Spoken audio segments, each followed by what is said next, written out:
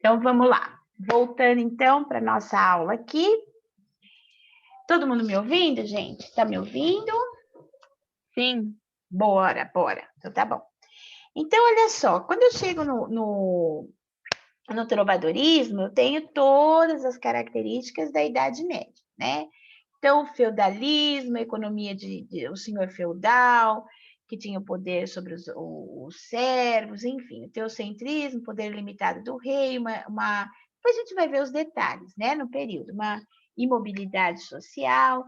Isso aqui é bem legal, ó, esse teocentrismo aqui, né? Então, Deus era o centro de tudo, aquele, né, o poder da religião, o medo, a noção de pecado, enfim. Depois do trovadorismo, nós viemos para o humanismo.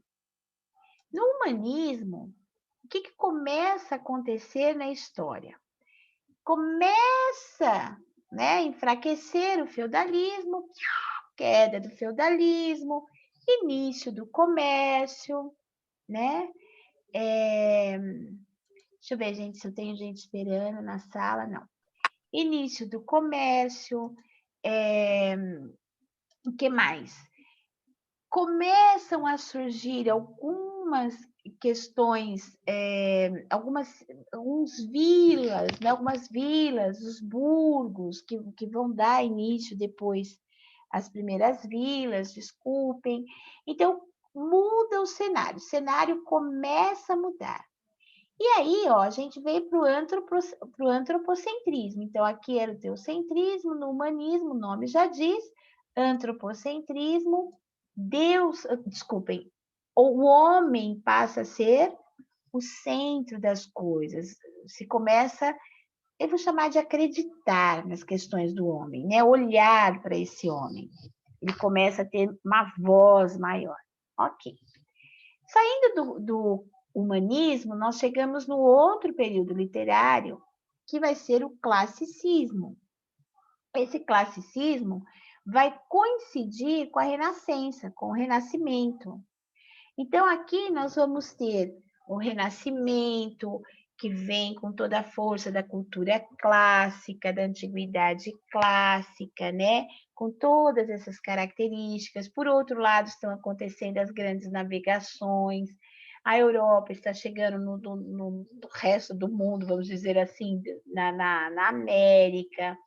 É, muita coisa acontecendo, né? Como aqui na Idade Média nós vamos ver também que houve, desculpem, o período das cruzadas religiosas, aqui as grandes navegações, a burguesia que começa a se fortalecer, a surgir aqui no humanismo, ela ganha poder aqui no classicismo.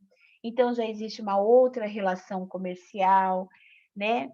Essa burguesia se fortalece também, embora exista aqui um antropocentrismo, também se fortalece, também existe o poder da igreja, então, um outro mundo, nós já estamos aqui no século XVI.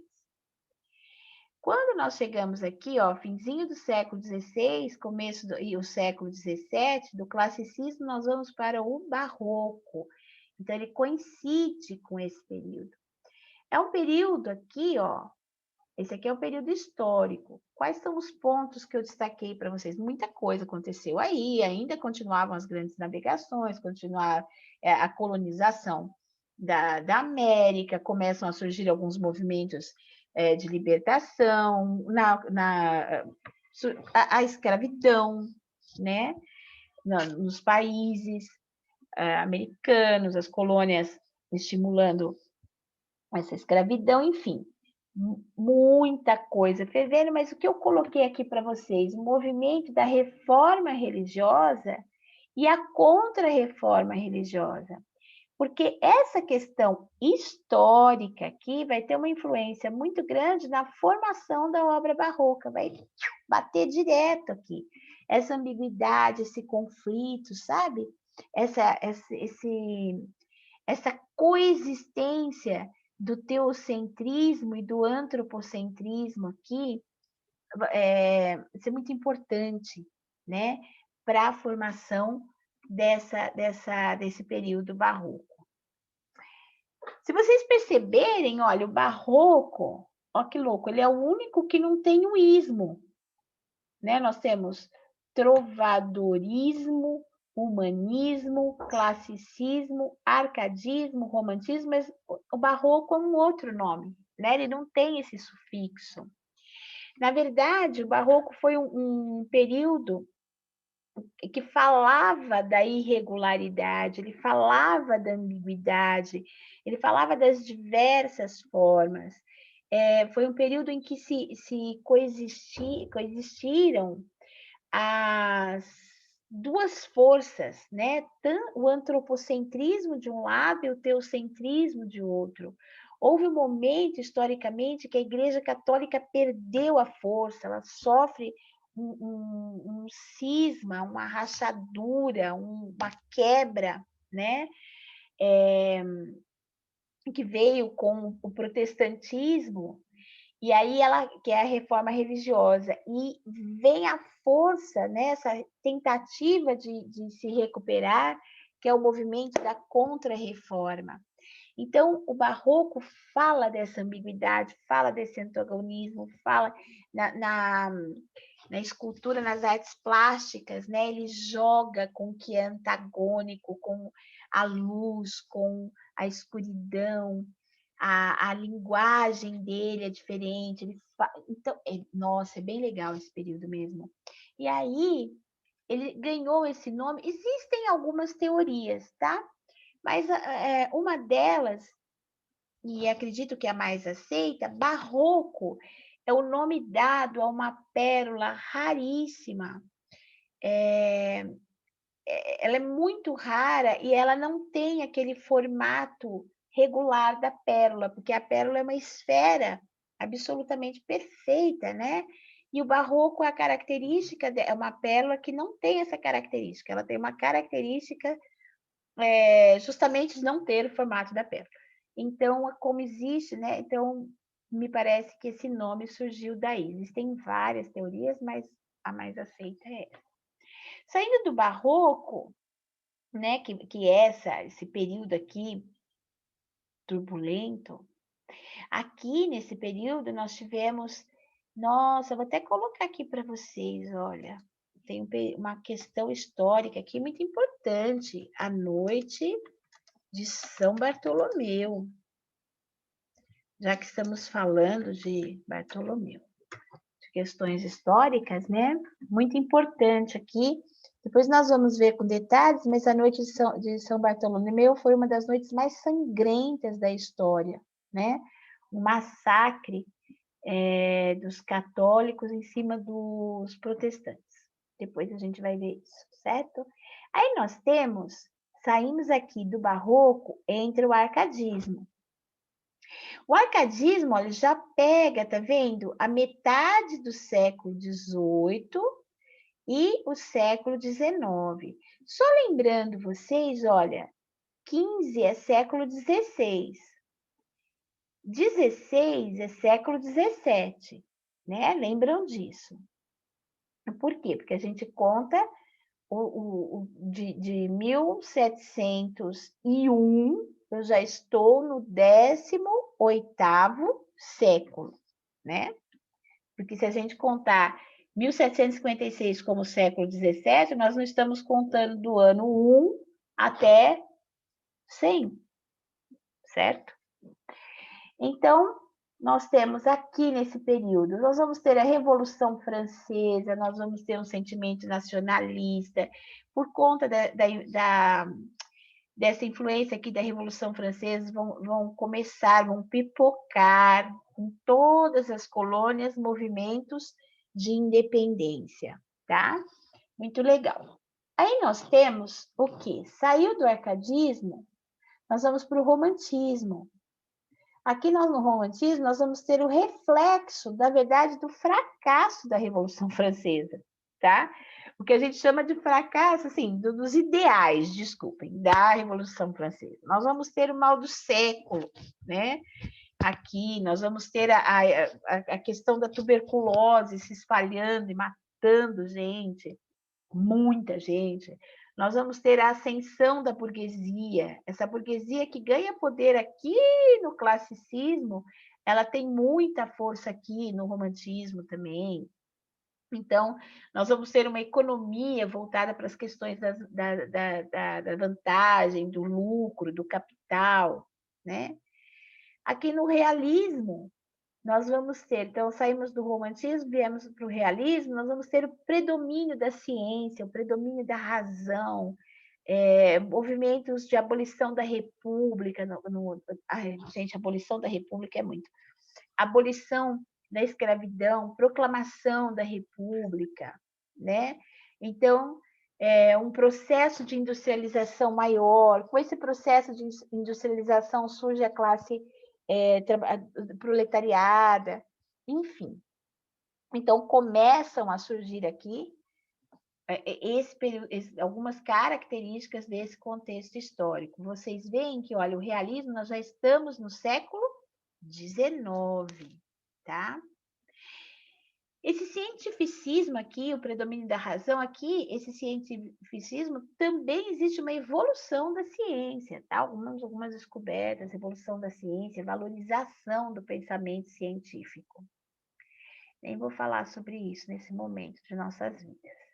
Aí eu tenho o simbolismo e o pré-modernismo, né? Gente, o pré-modernismo é um movimento muito característico aqui da literatura brasileira. Vejam que aqui nós já estamos no finalzinho do século XIX e início do século XX, né? No Brasil, esse período é bem tumultuado, marcado por muitas revoltas, por muitos movimentos populares, por uma das guerras mais sangrentas, que se não fosse uma obra literária, né, que nasce de um registro jornalístico, que é a Guerra de Canudos, nós nem teríamos notícia, como nós vamos estudar. E aí nós entramos no modernismo, né? O modernismo começa já no século XX. Aí nós temos Primeira Guerra Mundial, Segunda Guerra Mundial, e eu coloquei algumas questões aí para vocês, só para vocês entenderem. Então, deu para perceber, gente, que, olha, o período literário ele se desenvolve. Então, aqui é o período literário e aqui é o que acontecia, um pouco do que acontecia na época, tá? Aqui o período literário e um pouco do que acontecia. Então, ao longo do nosso curso, nós vamos estudar todos esses períodos literários, certo? Tudo bem até aqui? Deu para entender? Tá todo mundo aí? Deu sim, Pro. Sim. Tá, ótimo. Obrigada. Alguma pergunta? Vocês têm alguma coisa? Que agora eu vou abrir a continuação dessa aula. Vocês gostariam de perguntar alguma coisa? Ups. Não, professora. Também não, Pro. Então, bora lá, gente. Agora vamos aqui, vou achar minha pastinha. Nós vamos para a nossa aulinha 3. Nessa aula 3, o que vocês estão vendo na minha tela? Aula 3? Não, ainda está na tela dos períodos literários. Ah, meu Deus, como eu adoro a tecnologia. E agora? Períodos literários? Sim, Agora sim. trovadorismo. Tá em trovadorismo. Beleza, yes. Tá bom, valeu. Obrigada, meninas. Então, o primeiro período aqui que nós vamos estudar é o trovadorismo, certo? O trovadorismo é o período que se desenvolveu, se eu estiver falando muito depressa, se a gente estiver disparado, vocês falam, tá? É o período que se desenvolveu lá na Idade Média. Então, vocês têm uma ideia que além da distância, né, que existe uma distância enorme, né, entre nós e essa Idade Média, os textos eram de um português europeu da Idade Média. Então, existe uma distância muito grande, né? A leitura desses textos é muito difícil, né? E o que foi esse trovadorismo? Então, bora lá. Vamos seguir o barco aqui. O trovadorismo, então, é o período literário que se desenvolveu durante a Idade Média. Muito bom. O que acontece? Por que o nome trovadorismo? Aliás, eu falei para vocês do sufixo mas não expliquei esse trovadorismo, esse classicismo, esse, né? O que é esse ismo que aparece? Então, indianismo, renascentismo, né? Esse sufixo ismo é como se fosse o estudo de ou a prática de, tá? Então, quando eu falo, por exemplo, halterofilismo, é a prática do halteres, de levantar peso, não é isso?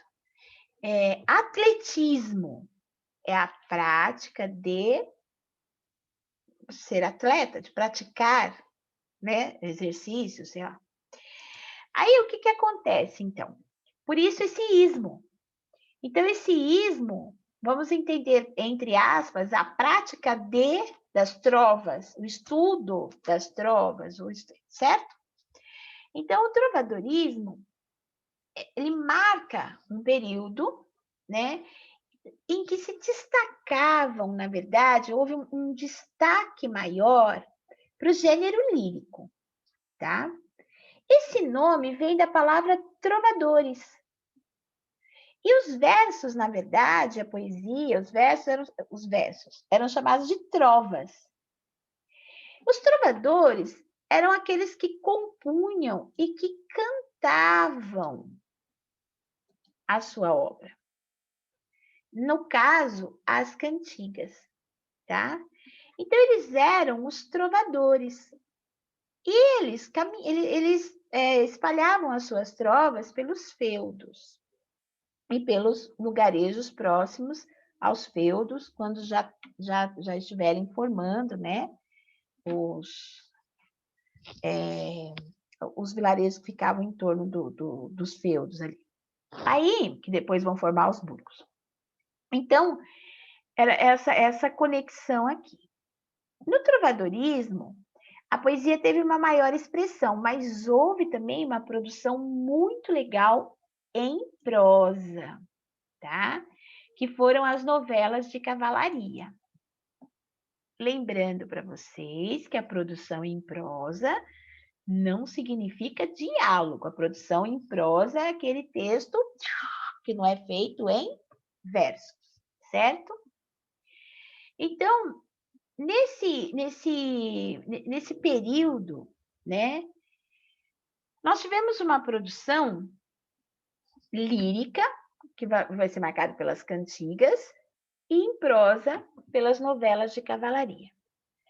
Mas antes de chegarmos nessas características, vamos ver um pouquinho mais aqui desse contexto histórico, tá? Gente, muito legal para quem curte, para entender bastante, vou colocar aqui para vocês, ó. Sugestões de obras e filmes. Existem duas obras literárias, né? E que, por acaso, tiveram os filmes que também foram bem feitos, muito bem feitos, que marcam, existem várias, mas essas, elas marcam, elas dão uma característica bem legal da época. Uma delas é O Nome da Rosa. Não sei se alguém aqui já ouviu falar, já teve a oportunidade de assistir ao filme. Então, é O Nome da Rosa. Então, a origem dele é um livro de Humberto Eco. Mas vocês encontram, esse é o livro, mas também existe o filme. Esse filme é antigo, é antigo, eu diria. Vocês querem ver? Esse filme deve ser, diria eu, começo da década de 90, final de 80. Tenho muita certeza, gente, mas ele é antigo, tá? Eu já sei, vocês não tinham nem nascido nessa época. Ok, não tem problema, o filme tá lá, tá bom? precisa ter nascido. Ok, já sei. Então, olha, esse filme, acho que vocês encontram, eu não sei, eu acho que vocês encontram no YouTube, tá? É muito bom, muito bom. Através desse filme, vocês vão ter noção do que era o poder do clero em relação, inclusive, ao conhecimento. E o poder que o clero tinha em relação às pessoas, à sociedade. Gente, vale a pena, tá? Eu sei que a gente não tem muito tempo para ver nada, mas se um dia der um tempinho aí. Um outro, aí tem o livro e tem o filme, se chama O Físico. Que, na verdade, foi uma traduçãozinha meia boca, né? Porque eu acho que o termo em inglês é the physician, que, se eu não me engano, é médico, é alguma coisa, né? E foi traduzido como Físico, é do Gordon. É muito bom, o livro é muito bacana, mas o filme também, tá? Vou colocar aqui para vocês. Eu acho que o filme é mais fácil de vocês encontrarem.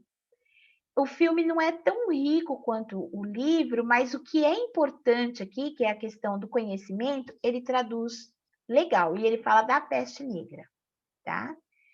E aqui, olha, nessa Idade Média, o que nós tínhamos? Primeiro, o que aconteceu de importante, né? Ocorreu a independência da Península Ibérica, que até então estava sob o poder dos romanos. Com essa independência, ó, o que rolou? Formação dos reinos do Portugal, Espanha e França, tá? Começam a surgir os primeiros escritos da língua portuguesa. Os primeiros, tá? E esse escrito é em galego-português. Surge também, olha, a região aqui provençal no sul da França. O que mais? Nós temos a economia feudal. Se vocês estudaram, acredito que muito bem, vão estudar muito bem história, né? Mas só para dar uma pincelada, a economia feudal, grande quantidade de terra, os feudos, com um senhor feudal. Existiam os vassalos, né, que trabalhavam para esse senhor feudal, os servos, poder de vassalagem, né? A economia agrícola, basicamente de subsistência, e quem trabalhava ali ainda pagava imposto, né, para o rei, o senhor feudal, então existia toda essa questão, mas a economia era a base de troca, até aqui não existia comércio. O teocentrismo, Deus acima de tudo, inquestionavelmente, acima e no centro. Por conta disso, existia uma censura muito grande do conhecimento, nem era censura, né? O conhecimento não se espalhava, porque não tinha como. As artes, né? Eram censuradas, sim, as manifestações artísticas, o conteúdo, tudo censurado quase que automaticamente pelo poder da igreja. Então, não se questionava esse poder de Deus. As obras plásticas, os quadros, né? A pintura, eram chapadas, não podia ter a noção de profundidade, de forma, né? A noção de pecado acima de tudo. A força aqui desse teocentrismo se dava através do poder do clero e também não podemos esquecer da Inquisição, certo? Também foi a época do início das cruzadas religiosas, né? Que vocês também vão ver com maior com mais profundidade em história, mas aqui essas cruzadas religiosas eram os cristãos que partiram para as terras dos muçulmanos, eles partiram para o Oriente Médio, né, para a terra dos árabes, para cristianizá-los. Olha que coisa, né? Para salvar suas almas. Então, eles entraram em guerras santas, anos e anos e anos de guerra santa em nome de Deus. que eram as cruzadas religiosas. Bom, e qual é a grande questão dessas cruzadas aqui, essa influência aqui toda na obra do trovadorismo? Nós vamos ver, mas uma delas, que esse cavaleiro aqui, ó, das cruzadas religiosas, vai se transformar no herói lá da cavalaria, das novelas de cavalaria. Durante a Idade Média também houve a peste negra. O filme, principalmente o físico, retrata esse trecho aqui da história da Idade Média, né? A peste negra que matou gente, as pessoas, né? Essa peste se espalhava e existia, por outro lado, a tentativa, né, de sanar, de descobrir a causa dessa peste e sanar, né? Ajudar as pessoas. Então, ele fala muito disso. O surgimento, o filme, né? Fala disso.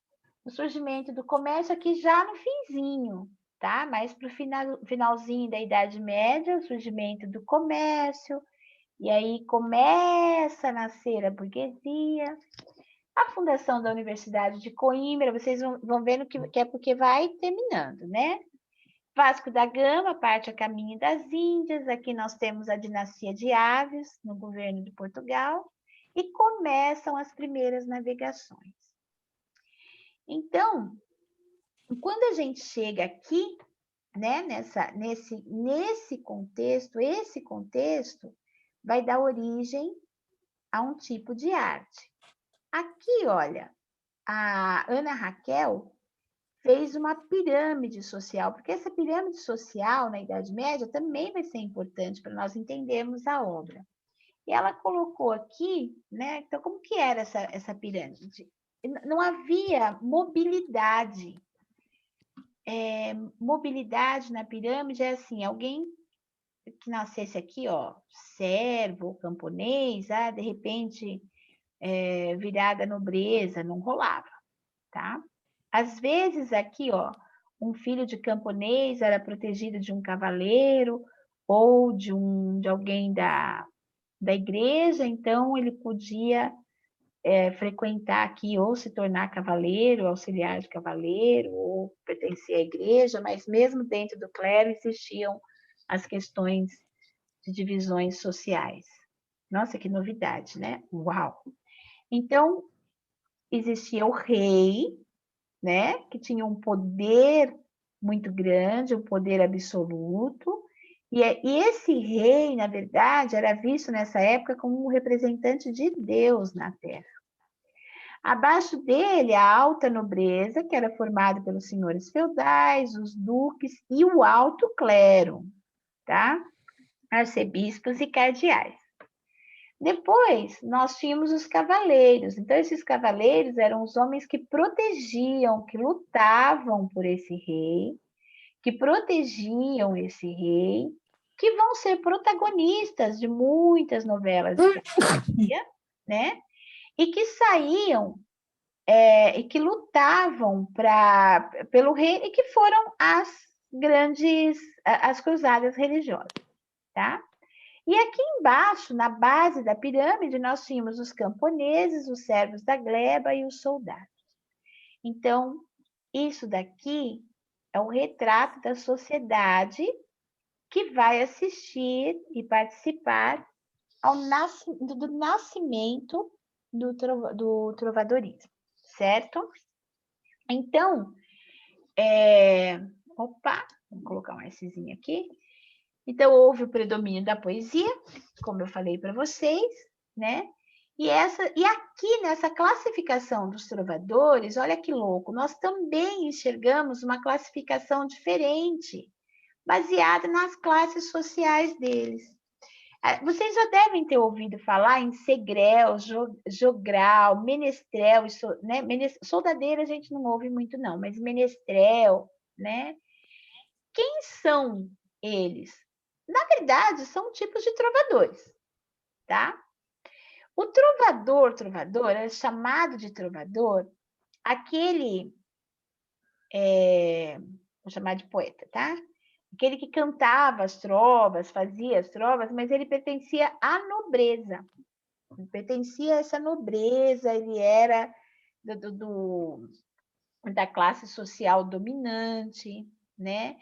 Houve reis que fizeram trovas, poesia, né? Cantigas.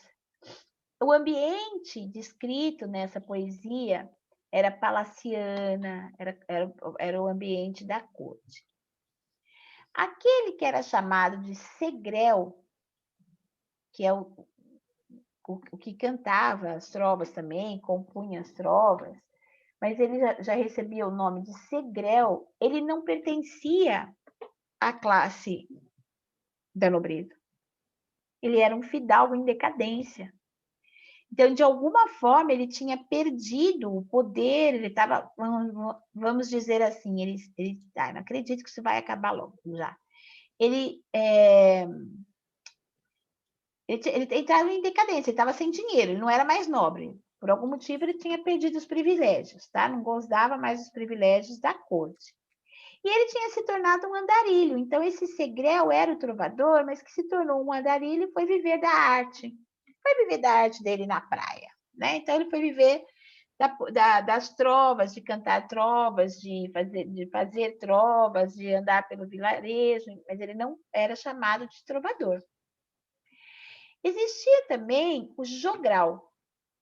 Aqui, essa poesia era mais popular, porque esse segrel ele já tinha também sido um fidalgo, então ele participou de alguma forma aqui dessa educação da alta classe, né? Então ele se tornou um andarilho, mas aqui não, já era uma poesia, o jogral já era aquele que cantava as trovas de uma poesia bem mais popular, bem mais livre das questões da classe social. Eles se apresentavam em grupo, por isso hoje vocês já devem ter ouvido, vamos apresentar o jogral, aí aparece um monte de menininho, mamãe, papapá, falando, recitando, vem daqui. Então era um grupo, eles apresentavam as trovas, eles eram dançarinos, então eles divertiam a corte, mas eles eram de origem bem popular. E o menestrel e a soldadeira. Normalmente era o casal, o menestrel e a mulher, origem muito popular, né? E eles cantavam pelos feudos e também em castelos. Esses daqui eram todos eles tinham essa vantagem que eu vou falar para vocês, mas esses daqui eram importantes porque eles levavam as notícias para as vilas, para os lugares mais distantes. Eles levavam tanto a notícia das vilas para os feudos, dos feudos para os castelos, do castelo para o feudo. Então, eles circulavam com as notícias, tá? Era bem interessante o papel deles aí, né? Eles circulavam e acabavam levando as notícias. Outro conceito importante aqui no trovadorismo, esses textos produzidos durante o trovadorismo foram reunidos ao longo do tempo, tá? Eles foram reunidos, gente, vejam, não é uma questão fácil, né? Porque nós estamos falando do trovadorismo, então eles eram redigidos à mão, se fosse uma cópia, obviamente, manuscrita, né? A circulação desses manuscritos era mais difícil. E aí eles conseguiram, ao longo do tempo, reunir, olha que mágico também, essas cantigas, esses textos que foram produzidos nessa época. E eles foram reunidos em cancioneiros. Então, quando vocês ouvirem falar em cancioneiros, né? Vejam a minha habilidade aqui com grifo. Os cancioneiros referem-se aos conjuntos de textos produzidos no trovadorismo, as cantigas, tá? E esses textos foram reunidos em cancioneiros, e esses cancioneiros estão em lugares distintos em Portugal, em bibliotecas, no Vaticano, em mosteiros, né? Lógico que não com as mesmas cantigas, né, gente? Eles foram reunidos. Então, nós temos o cancioneiro da Ajuda, o cancioneiro do Vaticano, o cancioneiro da Biblioteca Municipal e o cancioneiro da Virgem Maria. Então, são mosteiros, bibliotecas que têm esses documentos, têm essas cantigas produzidas na Idade Média, tá? Então, vamos agora mãos à obra aqui ao que foi a poesia do trovadorismo. A poesia do trovadorismo é chamada de cantiga, justamente, né, pelo que eu acabei de falar para vocês. Essas cantigas, na verdade, a poesia nessa época não era declamada como é hoje ou simplesmente lida, ela era cantada, tá? Ela era cantada e com um acompanhamento musical, inclusive, literalmente. Então, nós temos dois tipos de cantigas, duas divisões maiores, tá? Nós temos as cantigas líricas e as cantigas satíricas. As cantigas líricas são aquelas que falam do amor, do sentimento. As cantigas satíricas traziam um tom cômico, né? É um tom de sátira, de crítica. Mas essas cantigas, esses dois tipos de cantigas, por sua vez, também foram subdivididas. Então, nós temos, na cantiga lírica, nós vamos ter dois tipos, tá? Como que elas foram divididas? De acordo com a origem e o modo de abordar o tema. O tema, na verdade, era o amor, tá? Então, nós temos duas cantigas líricas. A cantiga de amor e a cantiga de amigo. As cantigas satíricas também foram subdivididas. Elas também foram divididas de acordo com as características delas.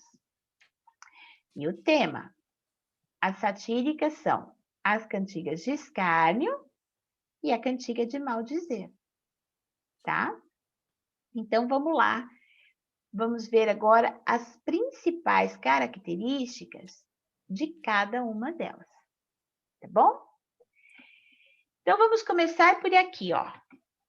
Cantiga, gente, uma coisa importante, né? Quando a gente fala em eu lírico na poesia, eu lírico, como é que a gente define? Na prosa eu tenho narrador, né? Eu tenho a voz da prosa, quem conduz o fio narrativo. Na poesia, o eu lírico não é o poeta. O eu lírico, entre aspas, aqui, é a voz do poema. É quem estaria vivendo aqueles versos, tá? Não é o poeta. Eu posso fazer versos, eu posso fazer um poema sobre o sofrimento de um homem pela mulher amada. E o meu poema é representar, falar, cantar esse sofrimento dele, ele sofrendo no poema, ele falando dessa saudade. Não sou eu. Eu escrevi o poema, mas o eu lírico é aquele que está ali, sofrendo. Então, vamos lá. Gostaram de sofrendo, né? Eu já pus o cara sofrendo. A cantiga de amor, ela tem o eu lírico masculino. Então, a voz desse poema é masculina. A voz, assim, quem sofre, né? O eu lírico é masculino. Existe a mulher, é idealizada. E essa mulher é da corte. Normalmente, esse homem é extremamente apaixonado por essa mulher, mas ele nunca a viu, porque ela é extremamente idealizada. Idealizada. O que acontece aqui com essa vassalagem amorosa? Essa vassalagem amorosa, ele vive por esse amor. Ele se coloca à disposição dessa mulher. A vontade dele a vontade dela é a vontade dele. Gente, refletindo o quê? Toda a vassalagem lá que existe no feudalismo, tá? Coita aqui é sofrimento. E o ambiente é provençal, palaciano. Gente, vai cair a nossa aula. Eu queria agradecer a presença de vocês. Eu vou colocar isso no grupo, como já comentei com vocês, nós já combinamos. A semana que vem nós vamos começar daqui, tá bom? E a nossa aula foi gravada e assim que possível a gente sobe para vocês lá no canal, tá? Eu só estou falando tchau antes, mas eu vou continuar dando a aula.